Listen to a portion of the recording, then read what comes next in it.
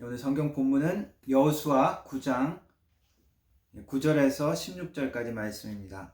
제가 읽도록 하겠습니다. 그들이 여호수아에게 대답하되 종들은 당신의 하나님 여호와의 이름으로 말미암아 심히 먼 나라에서 왔사오니 이는 우리가 그의 소문과 그가 애굽에서 행하신 모든 일을 들으며 또 그가 요단 동쪽에 있는 아모리 사람의 두 왕들 곧 헤스본 왕 시온과 아스타롯에 있는 바산 왕 옥에게 행하신 모든 일을 들었음이니이다.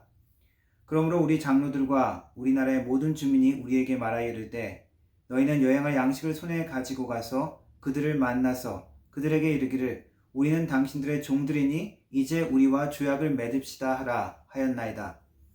우리의 이 떡은 우리가 당신들에게로 오려고 떠나던 날에 우리들의 집에서 아직도 뜨거운 것을 양식으로 가지고 왔으나 보소서 이제 말랐고 곰팡이가 났으며 또 우리가 포도주를 담은 이 가죽 부대도 새 것이었으나 찢어지게 되었으며 우리의 이 옷과 신도 여행이 매우 길었으므로 낡아졌나이다 한지라. 우리가 그들의 양식을 취하고는 어떻게 할지를 여호와께 묻지 아니하고 여호수아가 곧 그들과 화친하여 그들을 살리리라는 조약을 맺고 회중 족장들이 그들에게 맹세하였더라. 그들과 조약을 맺은 후 사흘이 지나서야 그들이 이웃에서 자기들 중에 거주하는 자들이라 함을 들으니라. 아멘.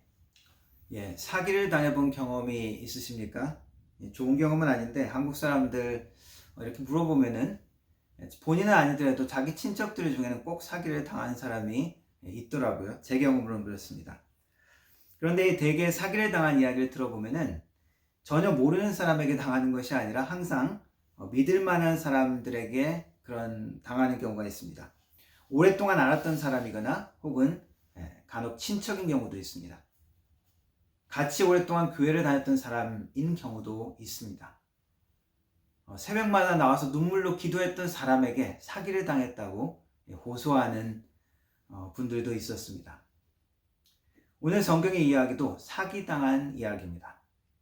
여호수아는 여리고성을 점령한 이후에 아이성 전투에서는 처음에는 실패했지만 두 번째선 승리하게 되어집니다. 승리를 하고 8장 마지막 이야기는 그 거민들을 다 전멸시키고 아이성의 왕의 시체를 말뚝에 박는 그런 장면이 나옵니다. 시체를 나무에 박아놓아 전시하는 것은 승리뿐만 아니라 승리의 의미를 넘어서 징벌의 의미도 있는 것입니다. 이러한 이스라엘 민족이 여리고와 아이에서 행한 모든 일들이 가나안 온 땅에 퍼졌습니다. 그리고 9장 1절과 2절은 이렇게 기록하고 있습니다. 그러자 이 일 후에 요단 서쪽 산지와 평지와 레바논 앞 대해 연안에 있는 햇사람과 아모리 사람과 가나안 사람과 브리스 사람과 히윗 사람과 여부스 사람의 모든 왕들이 이 일을 듣고 모여서 일심으로 여호수아와 이스라엘에 맞서 싸우려 하더라 라고 나와 있습니다. 여기 나와 있는 모든 족속들은 멸망되기로 한 족속들의 이름입니다. 그들이 가나안 땅에 들어오고 이제 점령을 시작하는 이야기를 듣고 그들의 반응은 맞서 싸우는 것이었습니다. 도망가거나 항복하고 어디 다른 방식을 취한 것이 아니라 맞서 싸우고 대적하려는 것이었죠. 그래서 9장부터 12장의 이야기는 여호수아의 본격적인 정복 전쟁 이야기가 나옵니다. 남쪽 지역을 정벌하고 그 다음 북쪽 지역을 정벌한 이야기가 나옵니다. 그런데 이 9장부터 나오는 이 본격적인 전쟁 이야기에 앞서서 이스라엘 진영의 한 무리의 사람들이 찾아옵니다. 그들은 먼 나라에서 온 사신들이라고 자기들을 소개하면서 이스라엘 하나님에 대한 소문을 우리들이 멀리서 들었습니다. 그 위대한 하나님의 나라, 당신들과 화친을 조약을 맺고 싶습니다 라고 이야기합니다. 혹시나 점령해야 할 이스라엘의 그 가나안 땅 사람들인지 싶어서 잠시 의심을 했지만 그들의 모습을 살펴보니까 오랜 여행을 한 듯이 옷도 낡았고 음식도 살펴보니까 음식도 상하고 곰팡이가 피었습니다. 그래서 그들이 먼 곳을 여행한 그러한 사람인 것을 틀림없다고 생각하고 그들과 화친을 맺습니다. 그래서 그들의 민족을 죽이지 않기로 조약을 그 자리에서 하죠. 성경은 이 문장에서 14절 이 문장에서 한 이야기를 더 알고 있죠. 어떻게 할지 그들이 여호와께 묻지 아니하였다라고 기록합니다. 화친조약을 맺은 바로 3일 뒤에 이스라엘은 그들이 바로 이웃에 사는 기브온 민족인 것을 알게 됩니다. 이들의 사기극에 속아서 이스라엘은 결국 기브온 땅을 눈앞에 두고도 차지하지 못하고, 그리고 그들의 멸망시켜야 할, 심판해야 할 대적을 이웃으로 받아들일 수밖에 없게 된 이야기가 오늘 본문의 이야기입니다. 이러한 이스라엘의 문제, 이스라엘의 실수로 나타난 그 결과가 무엇일까요? 결국 기브온 사람들은 이스라엘 백성들의 종이 되었습니다. 그러니까 결국 그냥 다 좋게 된 것이 아니냐 이렇게 생각할 수 있지만 그렇게 간단한 것은 아닙니다. 기브온 거민에게는 그 생명을 보장받고 결국 하나님의 축복의 백성 안에 결국은 들어오게 된 좋은 것이 될 수 있지만, 이스라엘 백성에게는 하나님의 의도에서 벗어난 큰 부담을 안게 된 그러한 이중적인 사건이 되어집니다. 먼저 그들의 가장 큰 문제며 가장 큰 핵심은, 우리가 중요하게 생각해야 될 문제는 무엇입니까? 이스라엘이 하나님을 의뢰하지 않고 하나님의 뜻을 구하지 아니하였다는 것에 있습니다. 우리는 살면서 많은 결정을 하게 되죠. 오늘 점심 때 뭘 먹을까? 혹은 그런 작은 결정에서부터 어떤 직업을 가질까?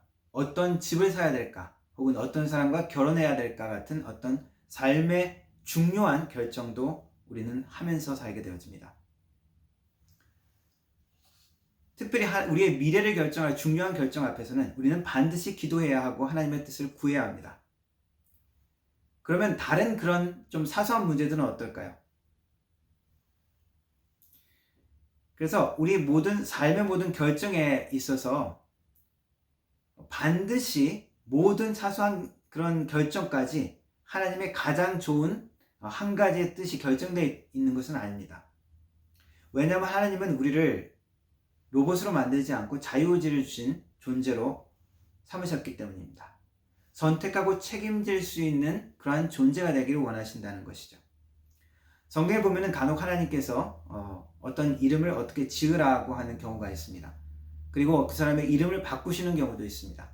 그러나 대부분의 경우는 그 부모님이 그 이름을 짓죠. 그리고 하나님도 그 사람을 그 이름으로 부르십니다.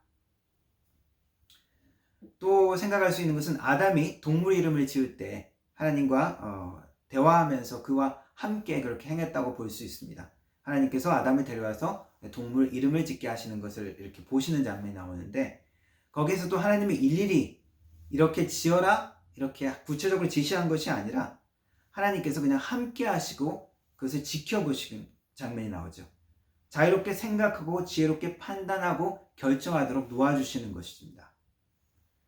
우리 부모님이 자녀가 결정을 어떤 것을 할 때 일일이 도와주고 또 일일이 간섭해 줘야 할 시기가 있을 때가 있습니다. 그러나 어느 정도 되면은 스스로 선택해야 하죠. 스스로 선택해보고 때로는 실수하고 그리고 잘못을 했으면 책임지는 그러한 존재가 사실 되어야 하는 것입니다. 이스라엘에게 이 상황에서의 문제는 무엇입니까?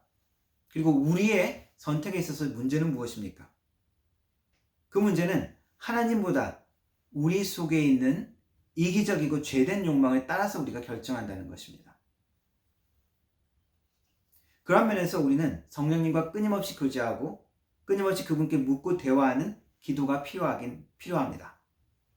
쉬지 말고 기도하라라고 명령하신 것은 내가 다른 일을 하지 말고 그냥 눈 감고 기도하라는 것이 아니라, 물론 우리가 기도 시간을 정해서 기도할 뿐만 아니라 그 말씀은 우리의 삶의 태도, 삶의 자세, 그 모든 것이 하나님의 청지기로 그분께 순종하는 자세로 기도하고 의뢰하는 자세를 가지고 살기를 권고하고 있는 것입니다. 잠언 3장 5절에서 6절 말씀은 이렇게 말씀합니다. 너는 마음을 다하여 여호와를 의뢰하고 내 명철을 의지하지 말라. 너는 범사의 글을 인정하라. 그리하면 내 길을 지도하시리라. 하나님을 의지함 없이, 순종함 없이 자기 지혜를 따르는 자는 결국 하나님의 축복을 놓치게 되어집니다. 왜냐하면 사람의 지혜는 한계 있고 불완전하기 때문입니다. 비트코인이 오른다 내린다, 지금 내렸으니까 지금 사라, 뭐 이런 작은 얘기가 있죠. 하지만 우리는 어떻게 되는지 사실 어떤 일이 일어날지 모르는 것이죠. 그것이 인간의 한계고 불완전함입니다. 그러나 성경 말씀은 하나님을 의하라라고 이야기하고 하나님을 나의 주인으로 내 소원보다 하나님의 소원을 우선시하고 그분께 귀 기울일 때 하나님께서 우리의 삶을 인도하신다고 가르쳐주고 있습니다. 우리가 그러한 삶의 자세를 가지고 한다면 우리의 크고 작은 어떤 선택 같은 것은 하나님께서 존중하신다는 것입니다. 때로는 우리가 하나님께서 구체적으로 그런 뜻을 보이시기도 하시죠. 사도행전을 보았듯이 구체적으로 빌립 전도자에게 하나님께서 어느 장소에 가서 누구를 만나서 전도하라라고 가르치시는 경우, 또한 고넬료에게 베드로를 찾아가서 만나라, 누구를 만나고 어떤 장소로 가라, 그렇게 구체적으로 하나님께서 지시하실 때가 있습니다. 그러나 우리의 문제는 무엇이냐 하면 내가 정한 생각을 밀고 나가려고 한다는 것이죠. 하나님의 지시와 계획과 명령이 주어질 때에도 내가 거기에 내가 원하는 대로 하기를 원하는 것입니다. 우리가 행해야 되는 것은 내가 어떤 것을 정했다 할지라도 하나님의 생각의 뜻에 명령에 내가 그것을 바꿀 수 있어야 하는 것입니다. 순종할 수 있도록 내 마음이 오픈되어 있어야 한다는 것입니다. 때로는 우리가 기다리지 못하고 내 생각에 좋은 대로만 행하는 어리석은 경우가 또한 종종 많이 있습니다. 혹은 내가 미리 정해놓고 하나님의 뜻을 억지로 끼워 맞추기 위해서 막 억지를 부릴 때가 있죠. 이 모든 것은 하나님께 묻지 아니하고 행하는 것입니다. 하나님께서 우리에게 예정하신 축복을 놓치는 어리석은 행동이죠. 이스라엘이 하나님을 의뢰하지 않고 자기 마음대로 행동한 어떤 결과들이 있습니까? 먼저 그들은 기브온 거민의 땅을 차지할 수 없었습니다. 하나님이 주신 유업을 내 것으로 충분하게 누리지 못했다는 것입니다. 대대손손 이스라엘은 그 자녀들까지 그 기브온 땅을 바라보면서 여전히 그 땅이 자기들의 것이 되지 못한 것을 후회했을 것입니다. 만약 무시하고 기브온 땅을 그냥 차지하면 어떤 일이 일어납니까? 이것은 하나님 앞에서 행한 언약을 깨트리는 저주를 받게 되어지는 것입니다. 훗날 사울 왕이 이 언약을 깨트렸죠. 사울 왕은 기브온 거민들을 학살한 사건들이 있었습니다. 그러자 이스라엘 온 땅에 기근이 들고 저주를 받습니다. 다윗 왕 때 그것을 해결하기 위해서 다윗 왕은 사울의 남은 자손 7명의 남자를 데리고 와서 기브온 거민에게 그 생명을 내어 주었습니다. 그제서야 그 저주가 풀리는 장면이 사무엘서에 기록되어 있습니다. 기브온 거민의 땅은 눈앞에 있지만 차지하지 못하는 땅이 되어져 버린 것입니다. 우리가 어떤 물건 하나 사도 잘못 선택해서 사면 바꾸지 못하는 상황에 들어갈 때는 두고두고 후회하죠. 더구나 그것이 비싼 물건이면 더욱더 그럴 것입니다. 우리가 하나님께 묻지 않고 결정하는 것은 두고두고 우리가 차지하지 못하는 후회가 되는 상황이 될 수도 있습니다. 하나님께서 회복시킬 때도 있지만은 어떤 것은 한번 선택하면 되돌리지 못하는 것들이 있죠. 영적인 면에서도 우리가 그 선택에 대한 책임을 우리가 안고 살아야 하는 경우가 있습니다. 못을 벽에 박아서 뺄 수는 있지만 그 자국이 남는 것과 마찬가지입니다. 우리가 상처가 나서 그 상처가 치유되지만 그 흉터가 남는 것과 마찬가지인 것이죠. 또한 이스라엘이 하나님을 의뢰하지 않고 행한 이 결정 때문에 이스라엘은 기브온 거민의 부담을 함께 안았어야 합니다. 기브온 거민이 공격당하면 이스라엘은 동맹관계가 있기 때문에 같이 생명을 걸고 그들과 싸워줘야 했습니다. 실제 이스라엘과 기브온이 이렇게 그 조약을 했다는 소문을 듣고 다른 민족들이 이 기브온 민족이 자신들을 배신했다라는 생각들 때문에 기브온 민족을 공격하죠. 그래서 이스라엘은 같이 가서 그들을 보호하고 싸워줍니다. 한국과 미국의 공동 방위조약 이런 것과 비슷하죠. 옛 로마 제국에서도 다른 그 조약을 맺은 이 로마 제국에 복속한 민족들은 로마 제국이 보호해 주었습니다. 이스라엘 백성들은 그들의 생명의 위험을 감수하고 같이 싸워 주어야 했습니다.